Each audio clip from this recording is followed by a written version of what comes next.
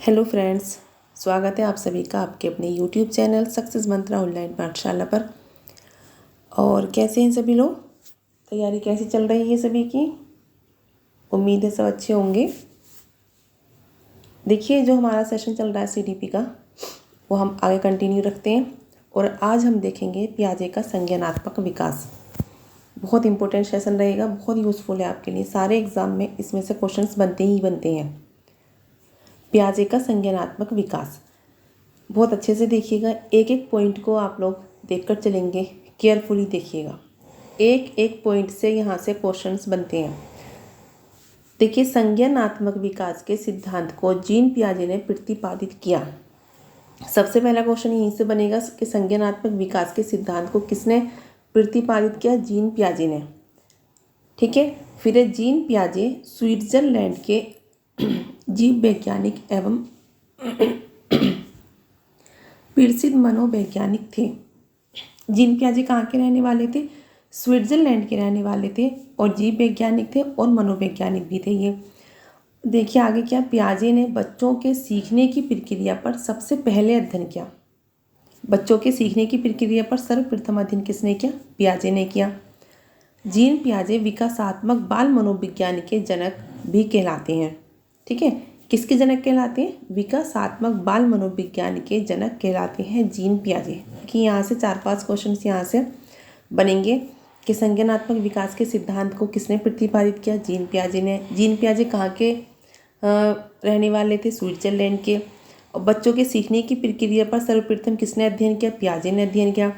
और विकासात्मक बाल मनोविज्ञान के जनक कौन कहलाते हैं? वो भी जीन पियाजे कहलाते हैं। क्लियर? अब देखिए यहाँ पियाजे का संज्ञानात्मक विकास। देखिए, पियाजे ने संज्ञानात्मक विकास को कितने चरणों में बांटा है? 4 चरणों में बांटा है। ठीक है, जिसकी 4 अवस्थाओं में बांटा है। जिसकी पहली अवस्था होती है संवेदी पेशीय अवस्था।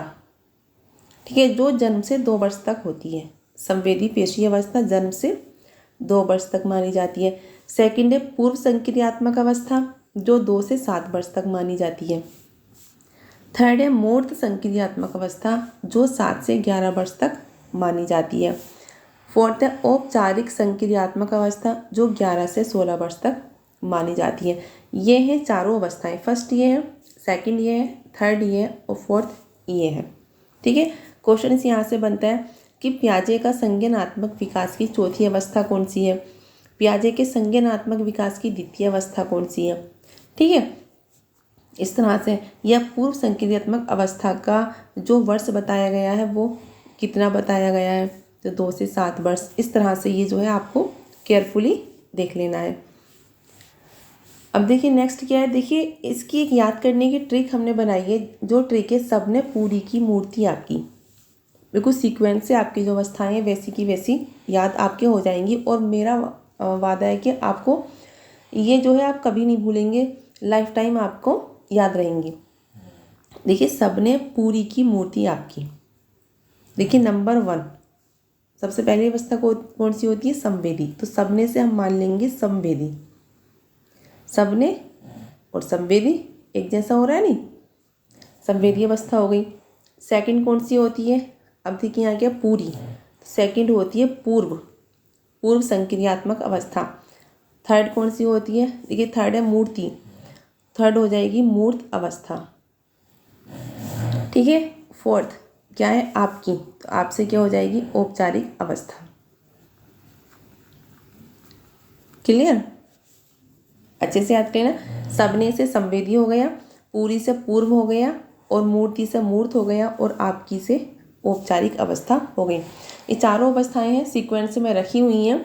इसी सीक्वेंस में आपको याद करनी है, क्योंकि इसी सीक्वेंस में जो है ये एग्ज़ाम में पूछ ली जाती हैं। क्लियर?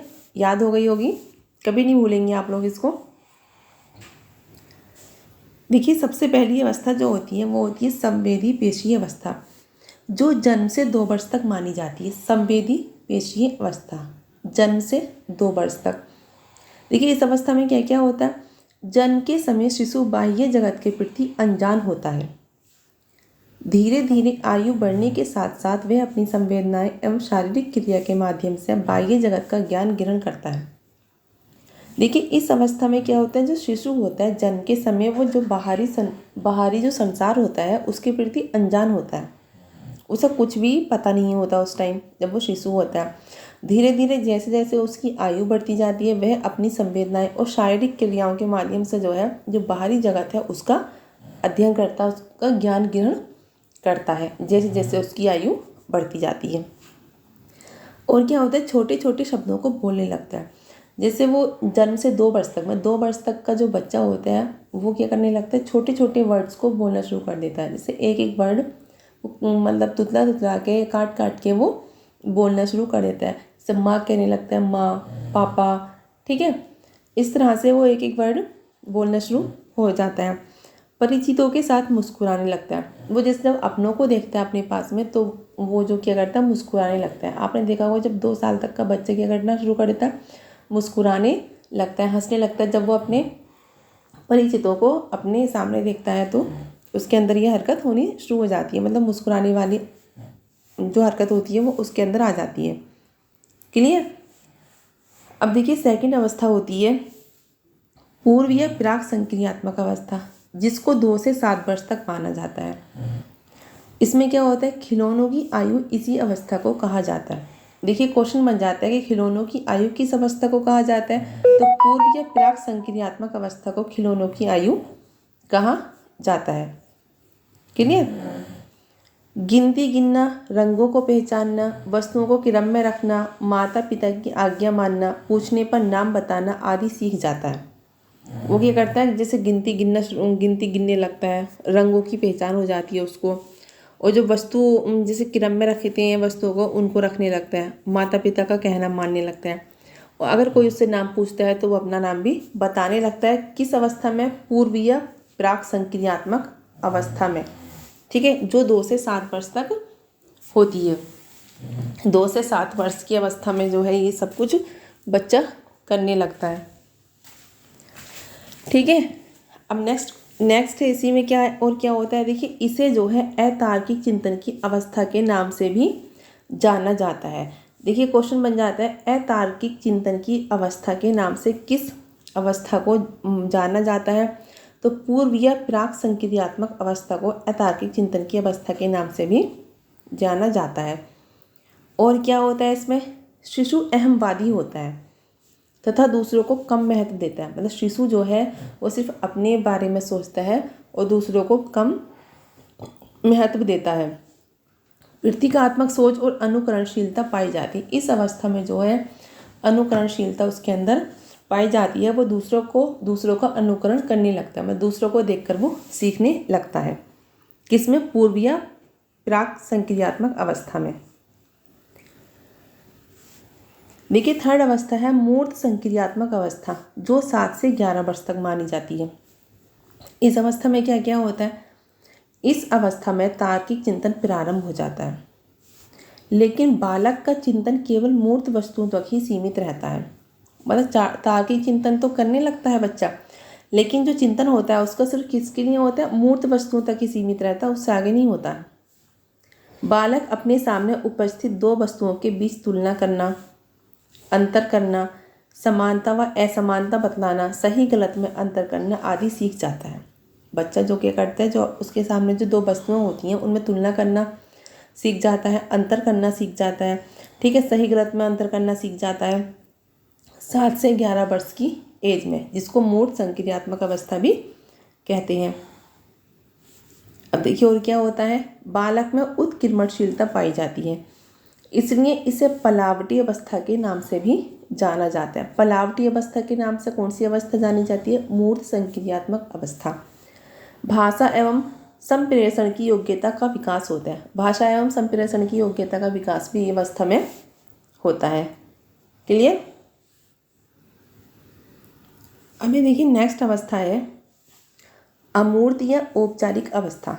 ये 11 वर्ष से शुरू होती है और बाद तक चलती रहती है। अमूर्त भी कहते हैं इसको और औपचारिक अवस्था भी कहते हैं। दोनों एक ही अवस्थाएं होती हैं, चाहे अमूर्त लिखा आ जाए या औपचारिक अवस्था लिखा आ जाए, बात एक ही होती है।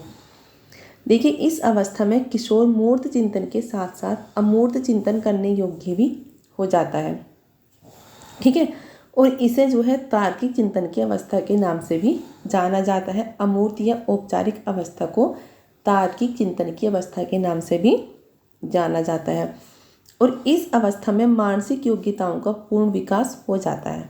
ठीक है, मानसिक योग्यताओं का पूर्ण विकास जो है वो अमूर्त या औपचारिक अवस्था में होता है। और इस अवस्था में परिकल्पनात्मक चिंतन पाया जाता है। बच्चा जो है इस अवस्था में चिंतन करने लगता है, वो सोचने लगता है अपने आसपास के बारे में। ठीक है, क्योंकि यहाँ जो अवस्था है वो किशोरावस्था हो जाती है। ठीक, तो ये रहा आपका वेरी वेरी इंपॉर्टेंट सेशन है रहा आपका ये। ठीक है, इसको आप अच्छे से कर लीजिएगा, चाहे आप अपनी नोटबुक में लिख लेना और अच्छे से इसको तैयार कर लेना। सारे एग्ज़ाम्स के लिए ये बहुत इंपॉर्टेंट सेशन है। और उम्मीद है आपको ये सेशन अच्छा लगा होगा। अपना फीडबैक दीजिएगा, कमेंट बॉक्स में बताइएगा आपको ये क्लास कैसी लगी। ठीक, मिलते हैं फिर नेक्स्ट वीडियो में, तब तक के लिए बाय।